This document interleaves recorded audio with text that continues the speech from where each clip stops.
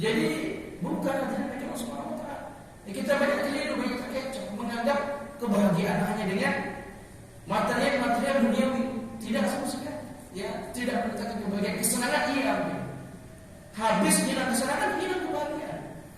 Nah, ini yang harus kita dudukkan di mana sebenarnya Allah meletakkan kebahagiaan, ketenangan. Nah, kenapa orang-orang itu kemudian mencari tempat-tempat untuk healing, kalau kata anak muda zaman sekarang? Healing maknanya menyembuhkan hati yang galau, menenangkan hati. Nyari tempat-tempat yang sepi dengan gemericik air, begitu kan? Hilang atau menyendiri dari hidup dunia.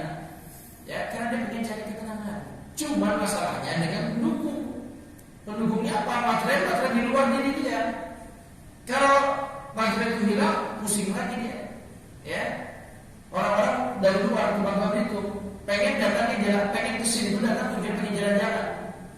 Tujuannya pengen liburan ke pantai, ya, ke pulau, ke Belitung misalnya, pengen ke pulau seperti itu kan, pengen snorkeling misalnya. Pulang lagi ke kota Jakarta, mumet lagi makanya, ketemu macet lagi, ya, mobilitas tinggi, berangkat subuh pulang isya. Terus gimana sebenarnya letakkan ketenangan yang menjadi poin pokok daripada kebahagiaan itu? Walladzi anzala sakinata fi qulubil mu'minin. Dia Allah Subhanahu wa taala letakkan ketenangan di hati orang-orang yang beriman. Di sini ketenangan. Apapun keadaan itu, mau jadi orang kaya ataupun orang miskin, mau resesi atau 2023 akan resesi, tidak berpengaruh bagi mereka yang tenang hatinya, Pak. Ya. Mau sendiri ramai-ramai, mau jadi rakyat jelata ataupun jadi pejabat, kalau hatinya sudah tenang, Pak, bahagia pasti hidup. Bahagia pasti hidup. Di sini letaknya, Pak. Terus bagaimana cara Allah meletakkannya?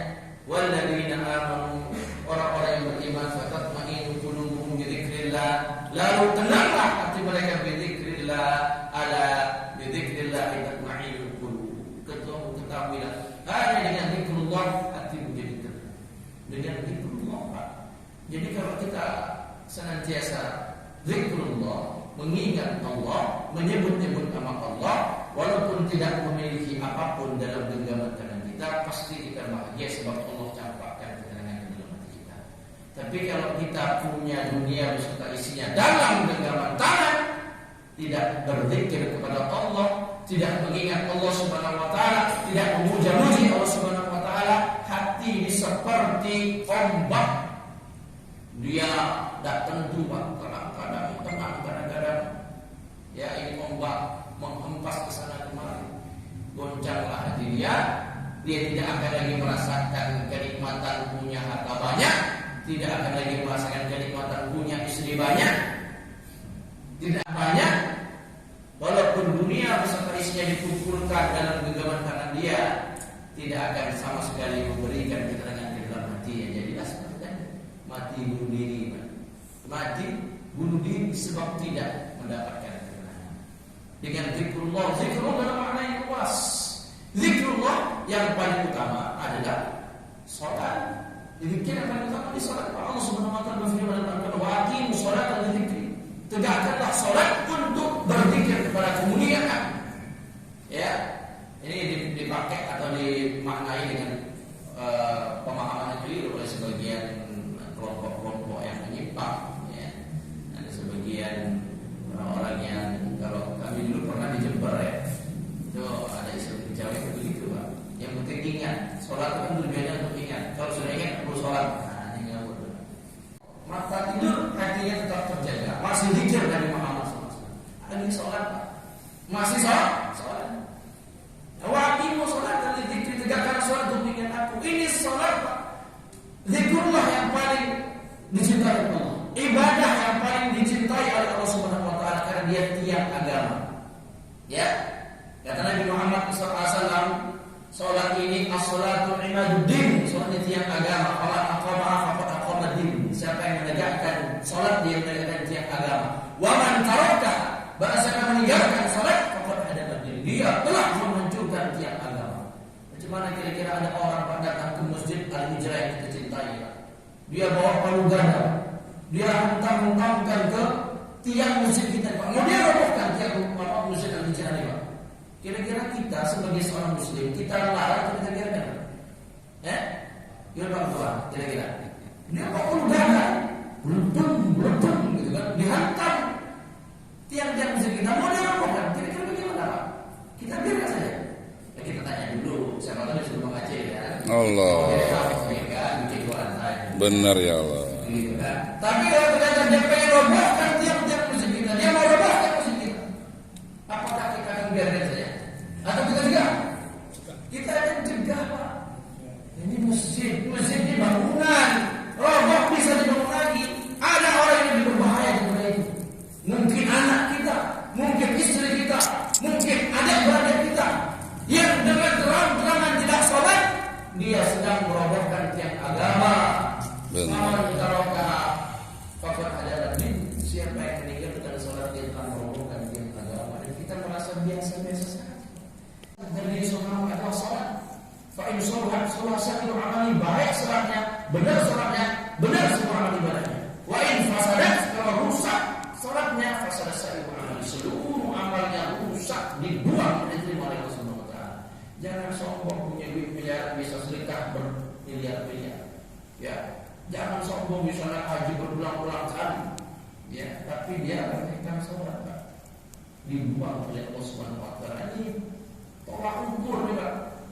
Ya, ada anak secara lulus ujian nasional itu 5 mata pelajaran, matematika, bahasa Inggris, bahasa Indonesia, IPA, IPS, 4 ini muntas 100 nih nilainya, Pak. Cuma gara-gara anaknya suka matematika, jadi matematikanya belum lulus tadi anaknya, Pak. Nggak lulus, begitu Pak, sangat Pak. Hebat dibanding kita yang lain. Ya, sedekah banyak, ya. Kemudian haji umroh, tapi sholat dia remehkan. Ya, zakat pun tak remeh, bisa puluhan juta sekali zakat. Tapi sholatnya dia remehkan. Kepala, kata Nabi itu seperti kepala penentu. Orang ini kalau tidak punya tangan masih bisa hidup, tidak punya kaki masih bisa hidup, tidak punya jantung pun masih bisa hidup. Pasang ring, kan? Tapi kalau tidak punya kepala, Pak, wassalam. Sama sekali meremehkan sholat. Jangan kita, Pak. Mungkin kita sholatnya cuma semaghrib sekali, ya, masih penting semaghrib sekali, kadang-kadang cuma sejumat sekali, Pak. Takut juga banyak kafir. Jangan gitu kan? Kalau kegiatan Jumatan kafir gitu kan? Ayah berangkat, disini-sini duit deh, sehari Jumatan, bukan Jumatan, bukan pada, bukan ya. Jadi jangan sampai kita kepada Allah Subhanahu wa Ta'ala menjadi orang yang tidak tahu Allah. Kemudian kita ikut jalannya syaitan, jalannya iblis. Jangan-jangan kita ini sudah lebih sombong dibandingkan iblis. Iblis itu, Pak, ya, ketika Allah Subhanahu wa Ta'ala menciptakan Nabi Adam, di dalam Quran diceritakan, "Wa idz qala rabbuka lil malaikati inni khaliqun basyaran min tin." Ketika Allah berfirman ya kepada para malaikat penduduk surga, aku akan ciptakan manusia dari tanah. Fa idza sawaituhu, jika sudah kusempurnakan fisiknya, wa nafakhtu fihi min ruhi faq'u lahu sajidin. Kutipkan ruh ke dalam jasadnya, faq'u lahu sajidin. Sujud kalian kepada Nabi Adam. Kata para ulama tafsir, sujudnya sujud penghormatan, bukan sujud penghambaan. Fasajada al-malaikatu kulluhum ajma'un, seluruh malaikat sujud kepada Nabi Adam alaihissalam, sujud penghormatan. Karena taat terhadap perintah Allah suruh sujud, mereka sujudkan. Seluruh malaikat penduduk surga sujud kepada Nabi Adam, illa iblis, kecuali iblis. Aba wastakbar, dia enggan, dia tolak perintah Allah dan dia sombong menyombongkan diri. Wa kana minal kafirin, dan iblis ini termasuk golongan yang ingkar terhadap perintah Allah Subhanahu wa Ta'ala. Selepas itu Allah tanya, ya iblis, ma mana'aka anta sudah khalaqtu biyadi? Wa iblis, ma mana'aka anta sudah lima khalaqtu biyadi? Apa yang mencegahmu untuk sujud kepada makhluk yang diciptakan dengan kekuasaanku sendiri? Astakbarta pun sampai lain sombong, merasa tinggi derajat. Dengan contoh Pak iblis menjawab, ana khairum minhu, aku lebih baik dibandingkan dia, Nabi Adam. Khalaqtani min nar, kau ciptakan aku dari api. Wa khalaqtahu min tin, kau ciptakan dia dari tanah. Jawabannya jemaah. Ya, satu sujud ditinggalkan oleh iblis. Satu perintah Allah. Sujudnya sujud penghormatan. Membuat iblis yang tadinya Azazil, dikata Imam Ibnu Katsir rahimahullah taala di Qasasul Anbiya, iblis ini Azazil. Azazilnya apa maknanya? Penghulu para malaikat. Yang usbinha inna rajim. Keluar dari surga, sungguh engkau terlaknat. Bayangkan Pak, iblis yang sudah di surga dengan segala kenikmatan surga telah dia rasakan, ya. Hanya satu sujud, hanya satu perintah Allah yang dia ingkari membuat dia terusir dari surga dengan segala kenikmatan. Bagaimana dengan kita, Pak? Bagaimana dengan anak kita, istri kita, keluarga kita, kaum kerabat kita? Sudah berapa kali sujud yang ditinggalkan? Sujudnya iblis kepada Nabi Adam, sujud penghormatan. Tak mau iblis sujud kepada makhluk. Sujud kita kepada Allah, kepada Khaliq yang menciptakan kita, memberi makan kita, memberi rezeki kita, memberikan kita tempat tinggal. Sujud kita kepada Allah, sujud penghambaan. Tapi keras tubuh kita, Pak. 5 kali dipanggil dalam sehari. Hayya 'alal falah. Sini kita. Katanya mau sukses. Katanya pengen usahanya sukses. Katanya pengen karirnya sukses. Katanya pengen pendidikannya sukses. Sini kata Allah. Tidak mau datang kita, Pak. Ya, tidak sah sholat di jalan masjid. Orang yang bertetangga di masjid tidak di masjid kecuali di masjid sholatnya, Pak. Ya, maknanya bukan tidak sah secara rukun, tetapi hanya sekedar menggugurkan kewajiban. Ya. Jadi yang dekat-dekat masjid ini kalau kita pengen lebih kencang lagi, kata Nabi, telinganya tuangkan dengan timah panas, Pak. Alhamdulillah. Ya. Ini sujud iblis, Pak, kepada Nabi Adam. Sujud penghormatan, bukan sujud penghambaan. Sujud kita sujud penghambaan kepada Allah Subhanahu Wa Taala. Jangan kita lebih bebal dari iblis. Dibilang iblis apa? Ya. Hati-hati yang kepada Allah Subhanahu Wa Taala. Jangan jaga, Pak. Kalau kita sudah sholat, anak kita, kemudian istri kita, keluarga kita, tanggung jawab kita. Wa'mur ahlaka bis-sholat wasbir 'alaiha. Perintahkan keluarga untuk sholat, wasbir 'alaiha, dan bersabar dalam mengerjakan sholat. Ya, sabar. Zuhur, ya, lagi panas, crowded, ya, kerjaan lagi numpuk-numpuk, ini suruh sholat.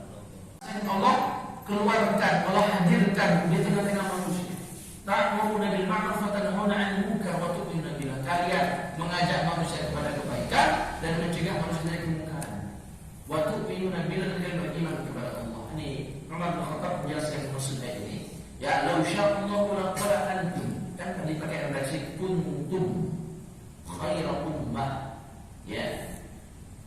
Bukan kuntum khairu ummah, ya. Kuntum khairu ummah. Jadi khobar kanan, ya, baca Rasulullah dipahami. Sering bukan mendengar orang kuntum khairu ummah, kuntum khairu ummah, ya, khairu bukan khairu, ya, nasab bukan ummah, ya, kuntum khairu ummatin ukhrijat linnas. Law syaa Allah laqala antum bil amal tetap. Kalau Allah berkehendak akan ganti dari situ untuk pakai antum, ya. Fakunna kulluna, semua kita, siapapun dia, bisa jadi iman terbaik dakwah dan dakwah beriman dan beriman. Walakin qala kuntum, tetapi Allah katakan kuntum khassatan li ashabi Muhammadin sallallahu alaihi wasallam, hanya dikhususkan untuk para sahabat Nabi Muhammad sallallahu alaihi wasallam. Wa man sana'a mithla sani'ihim, dan mereka yang melakukan apa yang dilakukan oleh sahabat Nabi Muhammad. Mereka yang berbuat sebagaimana yang diperbuat oleh para sahabat Nabi Muhammad SAW. Apa yang diperbuat oleh sahabat Nabi Muhammad SAW? Kurun terbaik. Ya, di kesempatan ini Umar bin Khattab berkata, "Man sarrahu ayakuna min tilkumil ayat, falyu'addi syar'allahi minhu." Siapa yang ingin masuk ke dalam kategori ayat ini, menjadi khairul ummah, umat terbaik, dia harus tunaikan syarat yang Allah sudah tentukan di ayat ini. Apa? Ya, ta'muruna bil ma'ruf wa tanhauna 'anil munkar wa tu'minuna billah. Mengajak manusia dalam kebaikan, mencegah dari kemungkaran. Tidak ada kemungkaran yang lebih besar melebihi orang yang meninggalkan sholat. Sudah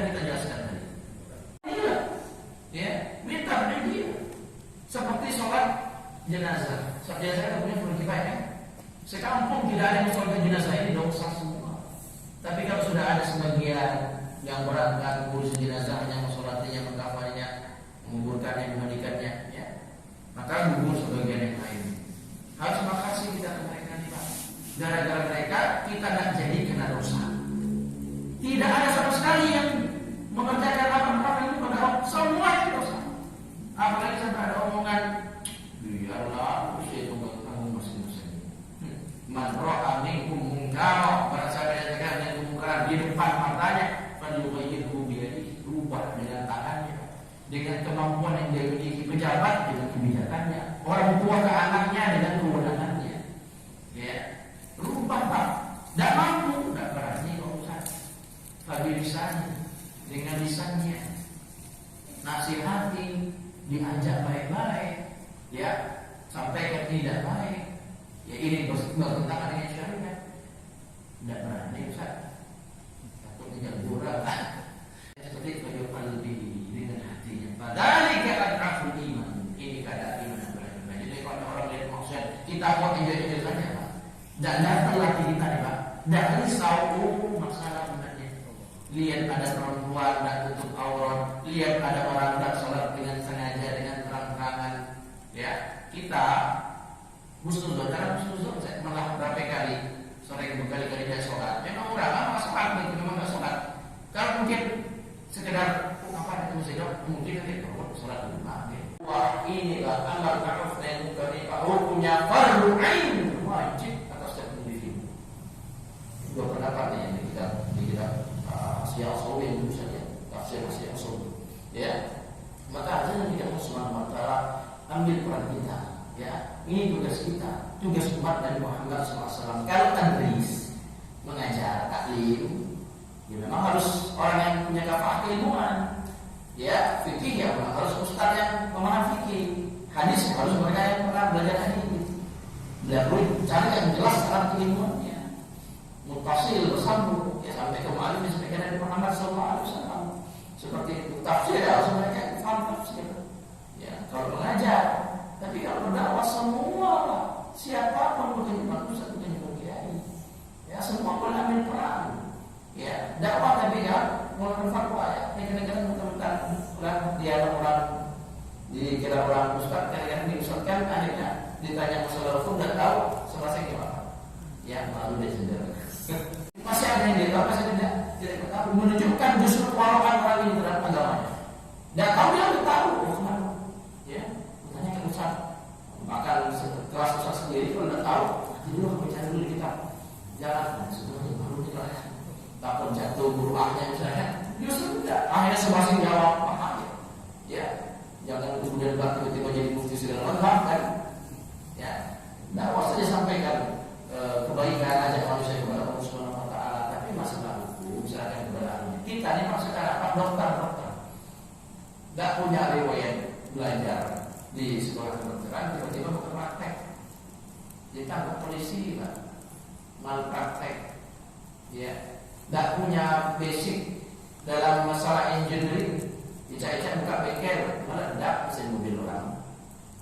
Masalah dunia harus hati-hati sesuai kompetensi, masalah agama harus apa. Semua orang merasa punya hak dalam berfatwa. Kalau tidak kuat sampaikan semua, bukan tidak mesti ustaz, ya, tidak mesti ustaz. Dakwah itu Pak, ambil peran dalam dakwah dan mesti harus di atas mimbar. Lihat burung hudhud ya Pak, menjadi mulia disebut di dalam Al-Quran. Gara-gara apa? Dia laporkan ini ada. Nabi Sulaiman marah, gimana burung ini kok nggak ada? Saya akan ikut dia, saya hukum dia. Datang Nabi Hud, saya ini bawa kabar yang kau tidak tahu. Apa? Sana di sana ada ratu. Ya, nyembah matahari dan nyembah Allah. Sebab itu Pak dikirim ke sana rombongan-rombongan dakwah. Nabi Sulaiman berdakwah kepada Balqis dan pengikutnya masih usia. Wasilah bukan mengambil kontribusi. Kenapa? Anjing ini sepakat para ulama najis. Sepakat para ulama anjing najis. Ya. Dalam mazhab Syafi'i lagi disebut gila. Kalau mazhab Syafi'i najis mughalladhah, kalau mazhab Hanafi najis mukhaffafah.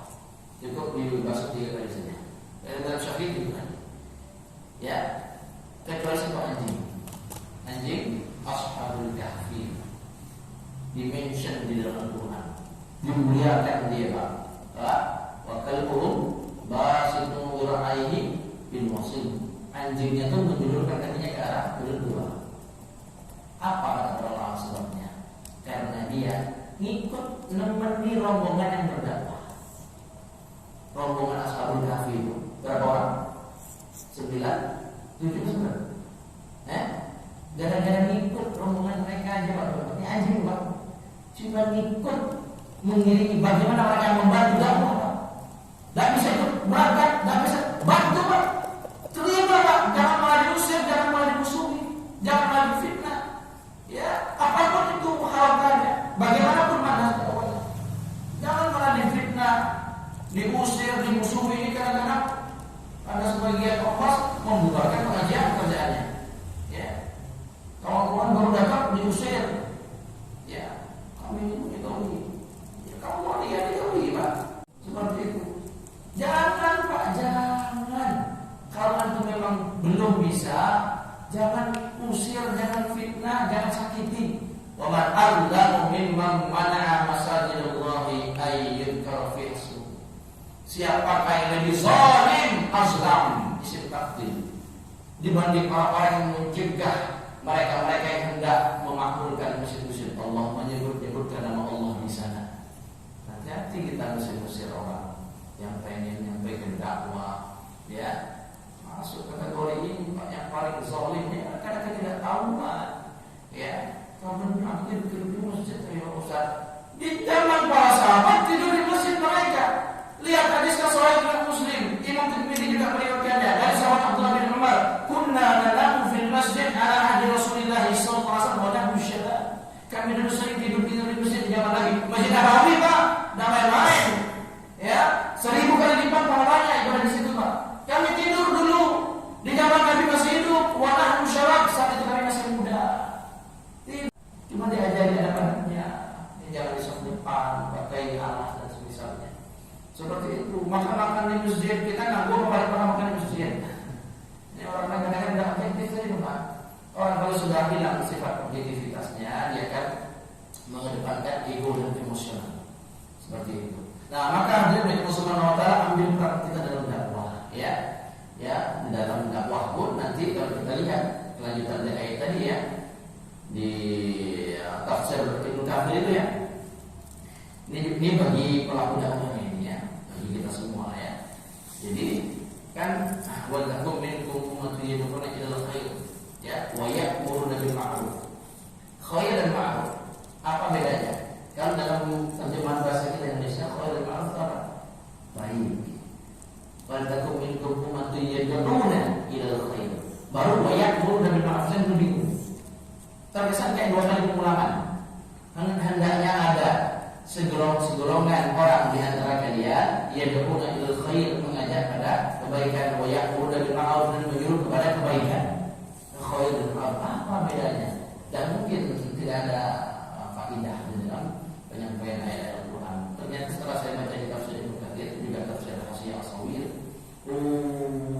khair itu maknanya mengajak kepada Islam secara global. Makanya dalam dakwah itu sampaikan saja tarbiyah wa tarhib. Ya, motivasi dan ancaman. Dan bisa nyampaikan hukum. Maksudnya kasih Allah. Apa dikasih Allah? Orang tobat-tobat mantap ya, ada ibu dan di kamar dalam. Orang yang tobat dari dosa seperti orang yang berdosa bersih. Waktu kepada Allah. Orang yang tobat kepada Allah, Allah Subhanahu wa taala akan alirkan, akan gantikan keburukan diri ke kebaikan. Illa man taba, kecuali mereka bertobat kepada Allah. Wa amana wa amila amalan salih, beriman dan beramal saleh. Fa ulaika yubaddilullahu sayyi'atihim hasanah. Mereka inilah orang yang Allah ganti keburukan mereka dan kebaikan. Hidup akan dilipat aja. Maksudnya, lah senang diajak sholat pun senang. Tidak apa-apa, mungkin masih ada sedikit.